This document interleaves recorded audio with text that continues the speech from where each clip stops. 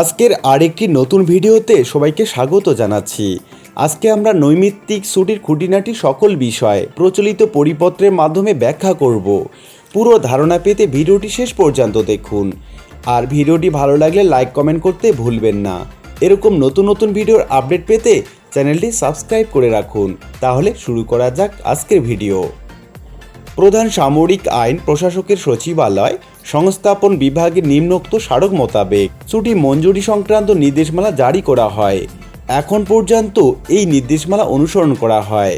নৈমিত্তিক ছুটি চাকরি বিধিমালা স্বীকৃত ছুটি নয় এবং নৈমিত্তিক ছুটিজনিত অনুপস্থিতিকে কাজে অনুপস্থিতি হিসাবে গণ্য করা হয় না। বাংলাদেশ চাকুরি বিধিমালার প্রথম খণ্ডের 195 নং বিধির টিকা 2 এর উল্লিখিত শর্ত সাপেক্ষে এইরূপ ছুটি মঞ্জুর করা হয়। এই ধরনের ছুটিতে অনুপস্থিত কর্মকর্তার কর্মদায়িত্ব পালনের জন্য কোনো বদলির ব্যবস্থা করা যাবে না। তাই নৈমিত্তিক ছুটি ভোগকারী কর্মকর্তার অনুপস্থিতির কারণে যদি জনস্বার্থ ক্ষুণ্ণ হয় তবে ছুটি প্রদানকারী এবং ছুটি ভোগকারী কর্মকর্তা উভয়ই দায়ী থাকবেন। আর এজন্যই জনস্বার্থে অফিস প্রধান নৈমিত্তিক ছুটি মঞ্জুর নাও করতে পারেন। এই ছুটি কোনো অধিকার নয়, এটা দৈনন্দিন জরুরি প্রয়োজন মেটাতে ব্যবহার করা হয়। কোনো সরকারি কর্মচারীকে একসঙ্গে 10 দিনের বেশি নৈমিত্তিক ছুটি প্রদান করা যাবে না। তবে পার্বত্য চট্টগ্রাম এবং বান্দরবান জেলায় কর্মরত সকল কর্মচারীগণকে 1 বছরে মঞ্জুরিকৃত 15 দিনের নৈমিত্তিক ছুটি একসঙ্গে ভোগ করতে দেয়া যেতে পারে। কোনো কর্মকর্তা আবেদন জানালে সর্বোচ্চ 3 দিনের নৈমিত্তিক ছুটি একবার কিংবা একাধিকবার রবিবার অথবা অন্য কোনো সরকারি ছুটির দিনের পূর্বে অথবা পরে সংযুক্ত করার অনুমতি প্রদান করা যেতে পারে।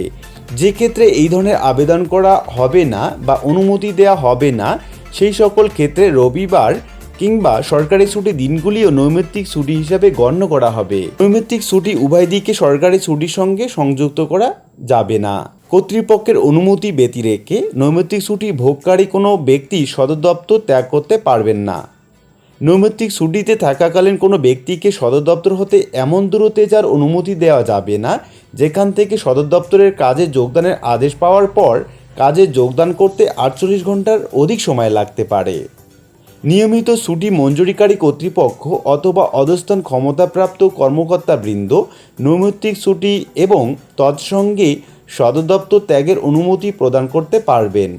গুরুতর অসুস্থতা, বিশেষ করে সংক্রামক ব্যাধি যেমন গুটি বসন্ত ক্ষেত্রে কাজে যোগদানের নির্দেশ প্রাপ্তির সঙ্গে সঙ্গেই কাজে যোগদান করা সম্ভব নয়। বিধায় এই সকল ক্ষেত্রে নৈমিত্তিক ছুটি মঞ্জুর করার প্রশ্নই ওঠে না।